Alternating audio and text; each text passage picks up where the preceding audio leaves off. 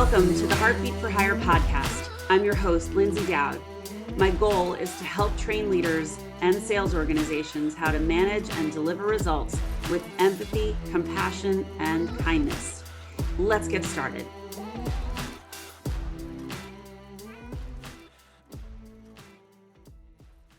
Greetings and welcome to this episode of Heartbeat for Hire. Today's guest is a friend of mine and colleague and mentor. His name is John Harrison. He's a chief strategy officer, mentor, coach, board member, advisory board member, and a continuous learner, something I love.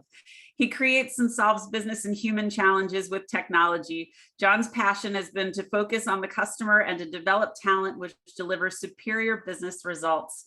He's highly effective at leading international groups and those crossing organizational boundaries using a combination of leadership, strategy, and business acumen to guide teams to deliver exceptional results.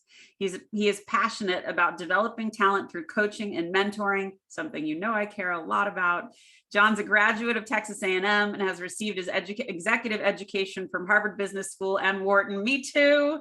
Welcome, John. So happy to have you here. Thank you, Lyndsay. Great to be here. And thank you for the invitation. So you and I go back a bit. We were both IBMers, but for the rest of the world, could you tell us a little bit about your background? Sure. It's been quite varied. My first job was actually picking tomatoes in the Texas sun, which taught me that I didn't want to have a job where I was working outside all the time, at least in the summer. But through some very good fortunes, I worked as a paralegal. I have been a consultant, and then I joined IBM as a trainee.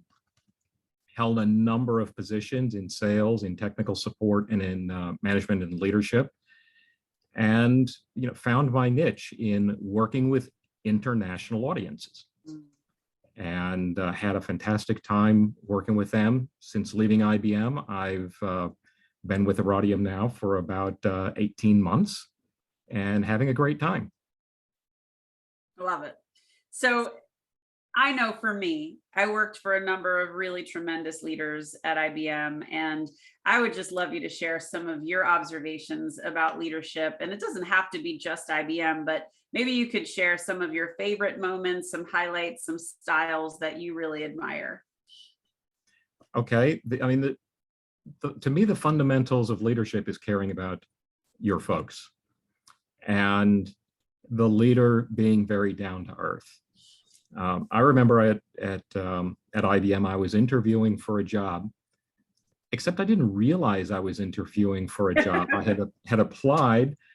The hiring executive, who I still stay in touch with, said he wanted to chat with me, to tell me more about the job. So I treated it very informally. I was walking through the Admirals Club at DFW Airport chatting with him. And after the call, he said, "I want to hire you." I didn't realize that was the interview. He was so down to earth, so calm, so low key about it. But yet, in the course of that, the way he conducted the conversation, he put me at ease for what was going to be a rather high profile job.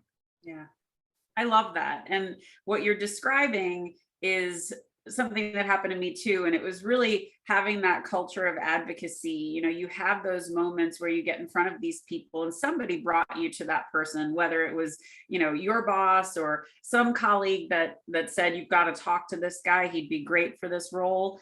And the fact that you were able to have that conversation and be open for, a possibility is just really cool. And I think so many of us out there in the world, we don't get our jobs from applying on job boards. We get them from conversations and referrals and feeling people out and saying, "Are you a good chemistry fit for me?" So I love that.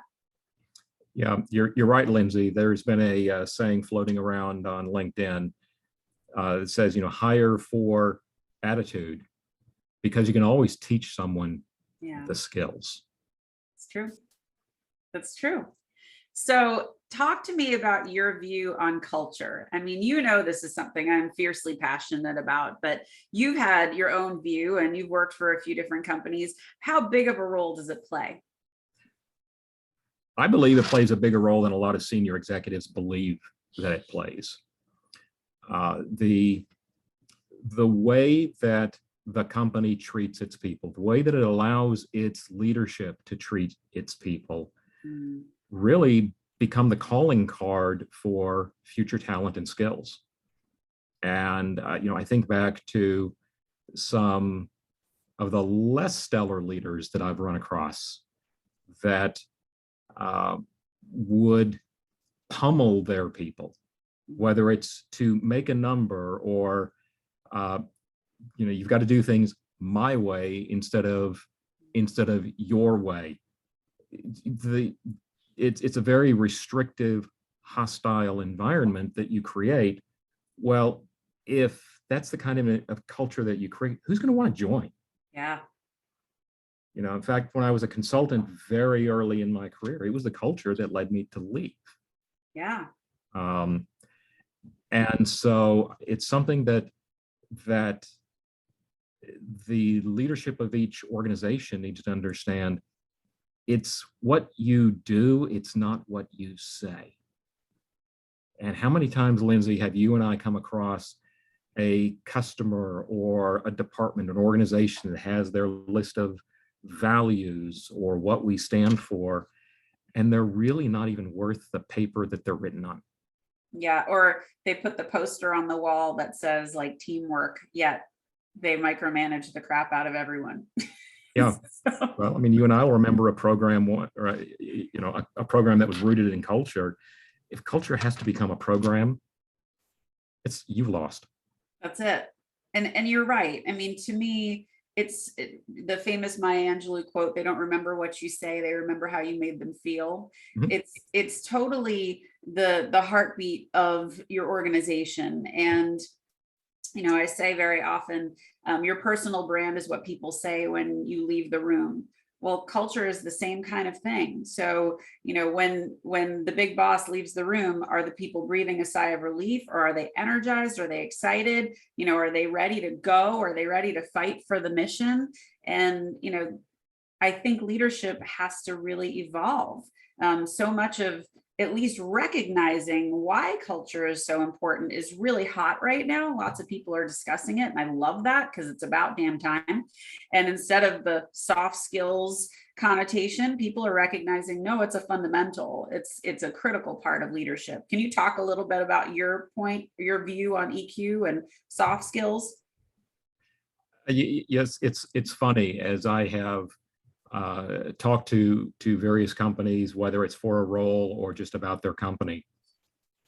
What I'm finding is those so-called soft skills are what they need to hire for, but they're considered soft because they're really difficult to put into a job description and interview for.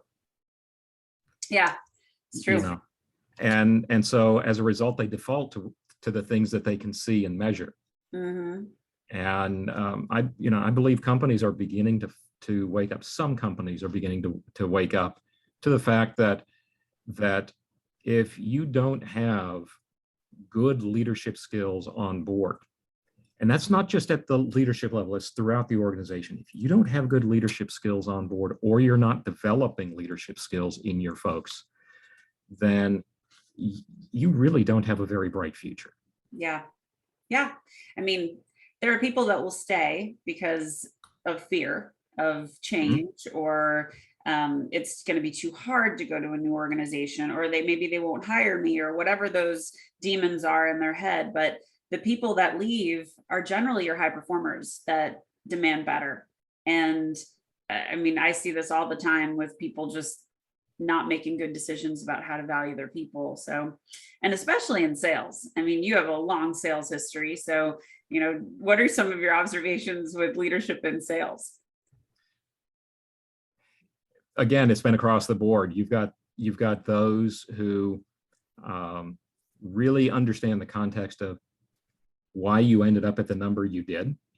And I'll give you a case in point. A leader that I worked for, have occasionally stayed in touch with over the years, and one of those I would work for again. I was doing a startup inside IBM. We were very early in the industry. And I set my own quota. Nice. Yes. And I set You it do that very often. right, but I set it realistically for what I thought we could do the following year. We came in at 30%. Oof. Okay. 30%. Yet I had no competitive losses. Wow. Anytime a decision was made, we won. And so in my performance review, I was asking my boss at the time, what could I have done differently so that I could have, I mean, it was the worst year I've ever had on quota. And he said, there's nothing you could have done. And he took that into account as he gave me the annual rating. You'll remember those processes as well. But I mean, it was, he understood the context that if you've got a rep who has won every deal that's out there to be won, what more can you ask? Yeah. I mean, that's a much more compassionate leader than many I've come across. Good for you. That's pretty great. Oh, I've seen the opposite as well, that have been so brutal that they have literally created so much stress on their team that people had to take leaves of absence just to get their mind reset. I mean, in one case, somebody I admire had to go on, almost 2 years leave just to get reset because of the verbal abuse and pressure that came from their boss.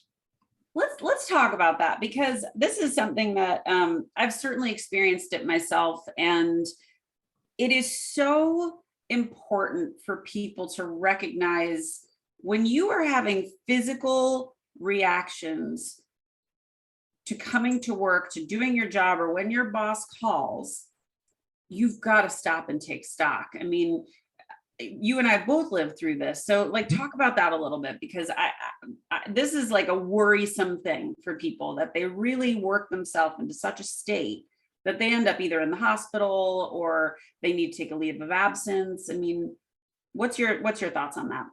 Well, first of all, if you dread the phone ringing with your boss or your upline manager, or you dread going to work in the morning, you need to make a change. Yeah. But at the same time, a lot of organizations expect professionals to basically do free work. I mean, we do have the 40-hour work week, but most of the professionals I've worked with, I suspect most of them that you've worked with, want to make sure they get the job done. They want to produce the results. And so if they can't get it done in 40 hours a week, they do what it takes. Right. The difficulty I've seen is a lot of companies expect that.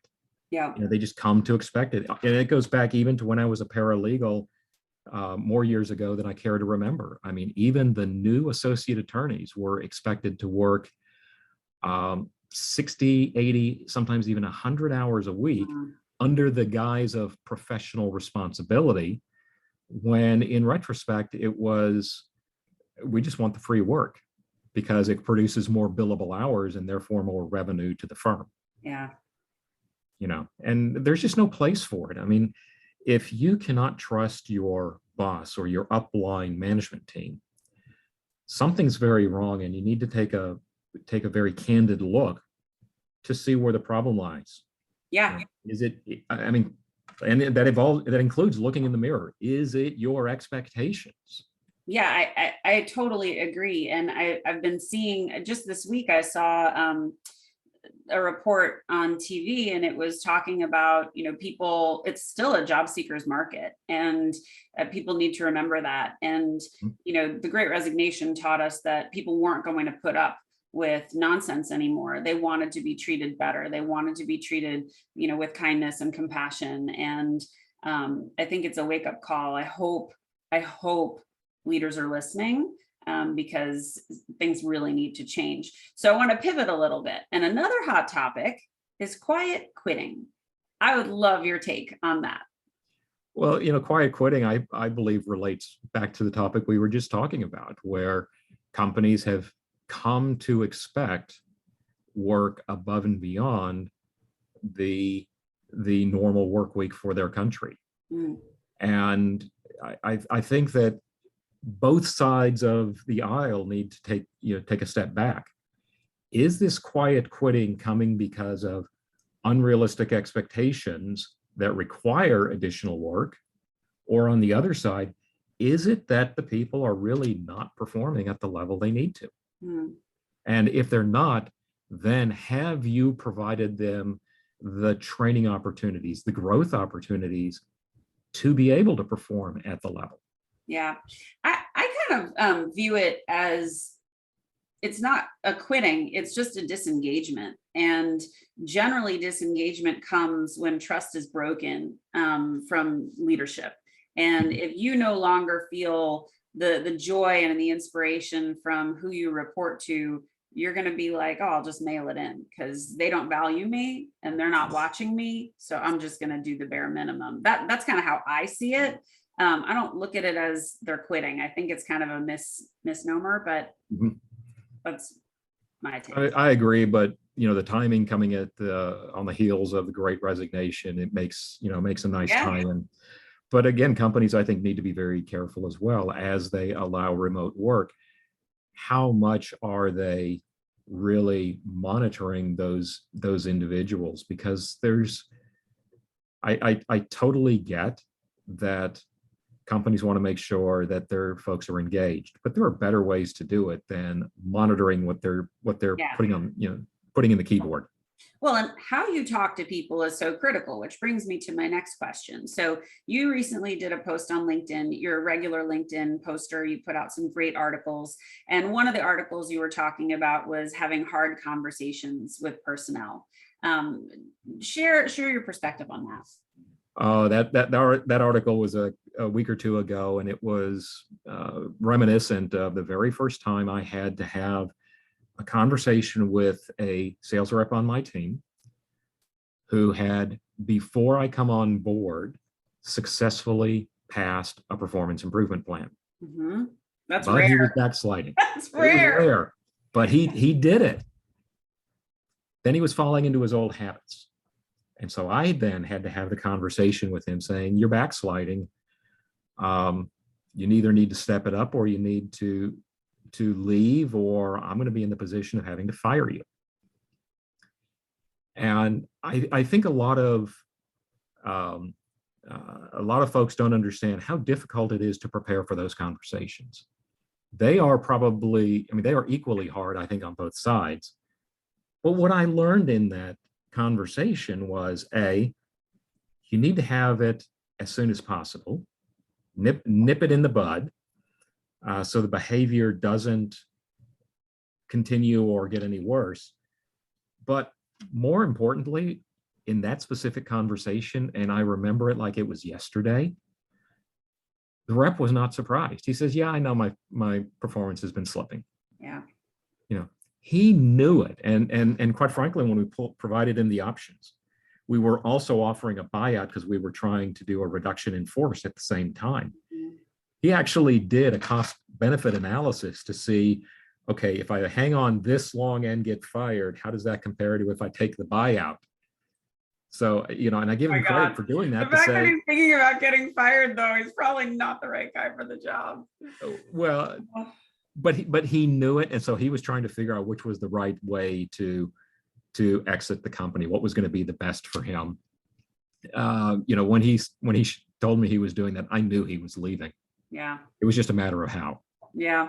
It's interesting. I mean, I remember having to go through layoffs, and I didn't sleep. I was so anxious. I was so stressed. And at the time, my boss and I had to do them together. She had a particularly difficult one and she needed a witness. So not only did I have to prepare for mine, but I had to witness hers.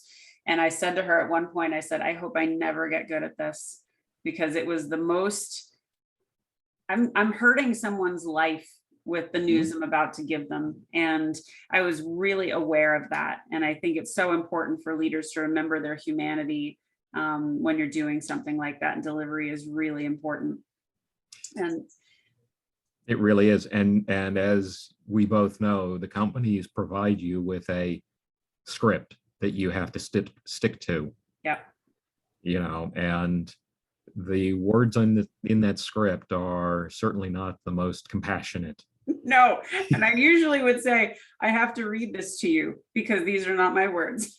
Because Yes. I wanted it to be really clear. It's not something that I was saying. It was something that I had to say. Yes. And every person that I had to lay off saw it coming, but didn't make it any easier because I cared about those people. And what you do after that conversation makes such a big difference too, and shows your leadership style. There was an instance in my past where I had to lay off my entire department. The department was getting shut down. And so 6 people were going to be let go.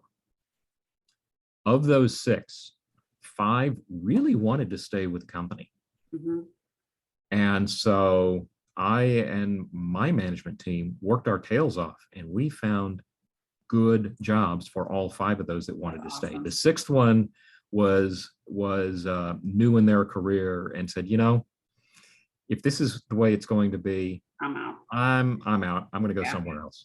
Yeah. Interesting. So in another LinkedIn post, you talk about this pull push approach to training. And what does that mean?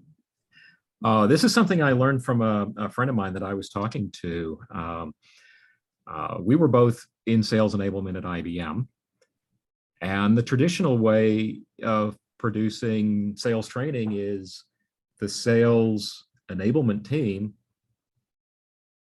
usually has 1 or 2 former sales reps on it, diagnose the problem, start producing content. What Ramesh did that was very different is, while he is a very skilled sales leader and sales rep, he put those skills to work in asking the audience, what type of training do you want? What order do you want it to go in? And he tried to get them to help him actually create the content so that his audience, by being consulted in the design and construction of their own training, that created a pull for the need for the materials. So when he was ready to publish and make it available, that's the push side of things. Yeah. They were receptive. And I thought his strategy was absolutely brilliant. He's deployed that same strategy at multiple companies since then. And it has always worked out really well for him. Well, it makes the audience feel listened to, right? So, the topics are something that they're there for. Exactly. And that's where I have to admit, the last time I was in a sales enablement role, I was guilty of, because we were in a rush to get things out, Mm-hmm. and it was because of a unique circumstance. We were bringing 4 different organizations together, Mm-hmm. with different products and services. Therefore, nobody knew all 4 sets of product lines. And so we were just trying to get some base level knowledge out quickly, and really didn't take the time to ask the audience what you wanted. Now, in our defense, we did ask for feedback on every session, and we did make changes as quickly as within 48 hours. So even between sessions, we would listen to the audience, make adjustments, but that overall overarching design of what do you want, how do you want it delivered, we skipped past that. And that's where this pull push approach that Ramesh told me about makes so much sense. It's golden. Really smart. Now, do you think that can be used with clients? Like, can you crowdsource a group of whatever your potential audience is and leverage it that way? Like, what would you like to hear most? Oh, absolutely. Think about the times that you sat down and co-created a solution with a customer. Yeah. Absolutely. It is exactly the same thing. It's just, in this case, you're doing training versus a solution you're trying to sell. Cool. That's really cool. You tell a great story about a rep who was kind of a rising star on the fast track and made some critical decisions that changed their life. Can you retell that story? Oh, yeah. I learned so much from this rep in my very first management job. Out of 7 people, I had 3 former managers reporting to me. And they trained me, I think, pretty well. One of them was on the fast track to becoming a senior executive. That meant at the time, he had to physically move his family from Oklahoma, where he grew up, to the Northeast, where the divisional headquarters were. Mhm. And over time, he wasn't happy in the area. His family wasn't happy. His wife and his kids were not happy with just being in the area because it was so different than what they had known. And he professionally was not thrilled with what he was going to have to do to become a senior exec, because in the company at the time, they basically moved you and you had to agree to move wherever. Well, the old joke was IBM was I've been moved. Yeah. I've been moved, yes. And so this guy walks into his boss's office one day and says, I want to go back home and be a sales rep the rest of my life. And the manager said, well, you realize that if you do that, you take yourself off the fast track. And here was the gold that I learned from the story is, he said, but what good is it if I'm miserable? He said, I don't like it here. I don't like the job. My family doesn't like it here. I want to go back and just spend the rest of my career being a sales rep.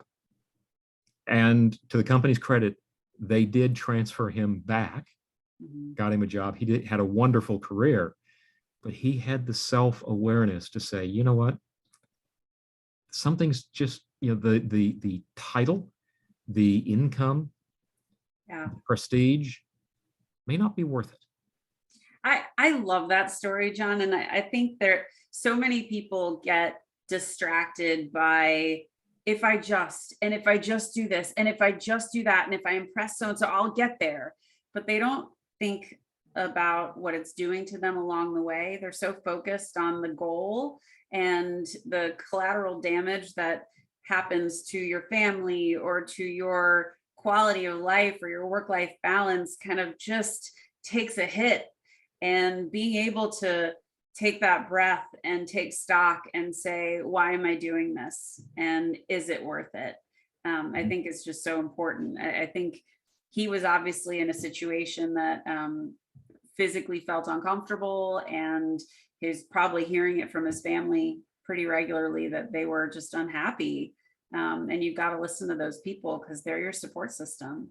And I think that's the thing that a lot of folks forget is your career is not just about you, because it affects your family too.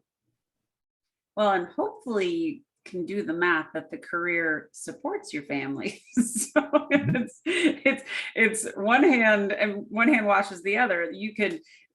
They could suffer with your career, or they could, blossom because of it, because of how much time they get with you. So yeah, that's such a good story.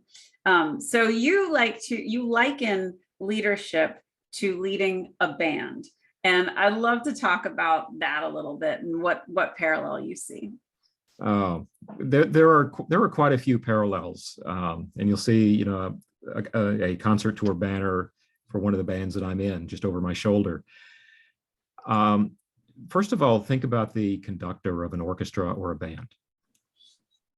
The leader of any musical group is at the mercy of the musicians. And so whether it's a small group or a large group, the conductor has got to make clear what they want and convince everybody to follow along with them, that get the entire group going as a single unit. Right. And when you do that, magic happens. But someone decides on their own to just choose their own adventure, chaos can ensue as well. But there are lessons as well for being in the band itself, because music has taught me how to make sure that you're listening to the other people in the band, because there are times you're going to be in lockstep with them. There are times that you may be playing harmony with them, but you've got to be aware of what's going on around you. And so it teaches you to be a really good teammate as well, and making sure that that you're performing as part of the ensemble. Mhm. I mean, you've also seen me write that, sales is a team sport. Mhm. And the reality is that in our professions, none of us have gotten where we are by ourselves. None of us do our entire job solely by ourselves. We have to rely on others. And you've got to learn to be a good teammate if you expect them to be a good teammate. It's true. Even entrepreneurs, you're not doing it totally by yourself. Even if it's a solopreneurship, you're getting advice, you're getting counsel, you're getting help when you ask for it, which leads me to LinkedIn. And I wanted to ask you, you're a fairly regular contributor on LinkedIn. And what I've noticed, and this is just speaking from my own experience, is people that are in the corporate world tend, the way I used LinkedIn was every time I was mad and just was unhappy with my job, I'm going out to LinkedIn and I'm going to see if there's a job out there. And it's really changed. And now it's much more a platform for expertise. So what has LinkedIn done for you and how do you like to use it? Well, first of all, I publish an article every Tuesday, usually on sales or some sort of a leadership topic. And I find LinkedIn a way, I mean, it's brought me connections with a lot of really interesting people that I don't think I would have met any other way. I mean, the second and third level connections, sometimes I wonder how they found me. But having this virtual community of a lot of experts that now, if I have a question, I can go ask. If they have a question, they can come to me. Mhm. And it is that while it's virtual, it is really that community where everybody is really trying to help everybody else. And I've constantly been amazed how willing people are to help. Yeah. All you have to do is ask. Yeah, I think people really do strive to want to see people succeed. I feel that a lot, and it's what you give, you get back tenfold, and that's the thing. You got to be a regular kind of supporter and connector, and those things really do matter. So your articles are great. So talk to me a little bit about mentorship, because I know you do a lot of mentoring. You've certainly mentored me, but you are kind of like a regular mentor. So talk a little bit about that. Well, I'm both mentor and mentee. I really like helping people achieve what they believe they can be. And sometimes it's the next job. Sometimes it's literally a company. I mentor both founders through a local accelerator program, some folks in the community that I have just come across through other acquaintances. But helping people realize their potential is just incredibly rewarding. Mm-hmm. But it also, I've been on, I am constantly on the receiving end. You've also seen me publish. I'm not a real fond of the term reverse mentoring, because that kind of implies that a mentoring relationship is somebody who's older versus, with coaching somebody who's younger. And we can learn something from everybody we come in contact with. So true. Yeah. So true. I see it every day. Yeah. And I experience it every day. I think, gone are the days where 25 years of experience puts you at the top of the castle. I think now I look at some of these self-made millennials who have millions of followers. They have incredible income. They're living a life of their dreams, and they know infinitely more about the social media landscape than any 20-something-year-old, whatever, or 20-year career person ever would. Mm-hmm. And it kind of changes the paradigm a bit. So I always learn from people that are doing things that I've never tried, or, I just think it's such a different world than it ever used to be. It is. And often you don't know what you're going to learn from somebody until after you've learned it. Yeah. And sometimes it's something personal, sometimes it's something professional, but you can learn something from everyone you come into contact with, if you're willing to be open to the learning. And it may be uncomfortable or not great, but you learn that you don't ever want to sound like that, or you learn you don't ever want to treat someone like that. So you're Exactly. right. There's a lesson to be learned all over. Indeed. So tell me, what inspires you in life? Wow. Just the idea of being able to wake up in the morning and help people solve problems, whether it's customers or colleagues or, friends, relatives, neighbors, whatever. I had a customer one time that said, everybody's got their own sack of rocks. And he was right. I mean, everybody's got their own set of issues they're dealing with. Mm-hmm.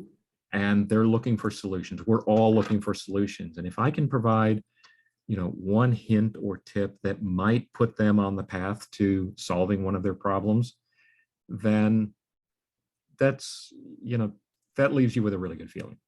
Well, you kind of took the thunder out of my next question, which was, what do you want your legacy to be? So is it different than that? No. It's, it's all about serving others. Everything we've talked about today is really all about helping others. And as you said, anything that you give comes back multiple fold. It's true. And we're all on this planet together. Mm-hmm. Talk to me a little bit about fun and what piece has fun meant in your career, and how important has it been? Fun's been really important. I mean, if it goes back to our conversation, if you dread going to work in the morning, well, the reverse of that is, do you look forward to going to work in the morning? And if so, why? And the fun of hey, I get to learn something new. I get to help somebody. I get to do something or experience something I've never been. That was one of the things that I just really loved about being in global roles at IBM. Yeah, is that I was learning and helping people in countries all over the world, and in many cases, I got to go visit them. Yeah, and when I would go visit, then one of the locals would take me under their wing and show me the really neat stuff about where they were. I mean, a friend took me to his favorite sushi restaurant in Tokyo, mm-hmm. or experiencing a real Greek buffet in Athens. Mm-hmm. Those sorts of things really inject fun and give you something to look forward to. Yeah, I agree. And I think you have to create a fun environment, whether you're the boss or a team member. I always tried to find the humor. I always tried to find the connection with people, because I wanted to have fun and I wanted to have something to connect with people on. So that's been a theme with every job I've ever had. And it's super important to me that we find the laughter in whatever we do. Mm-hmm. So John, where can people find you? What's the best way for them to reach out? The easiest way to reach out is probably on LinkedIn. My contact information is there. And if somebody wants to take a discussion off of LinkedIn and handle it personally, certainly happy to do so. Wonderful. Well, you've been a pleasure. I'm so glad that I got to have you as a guest today. Thank you for being on. And I hope everyone enjoyed that episode with John Harrison. Look forward to more. Thanks, everyone. Have a great day. Thank you. All right.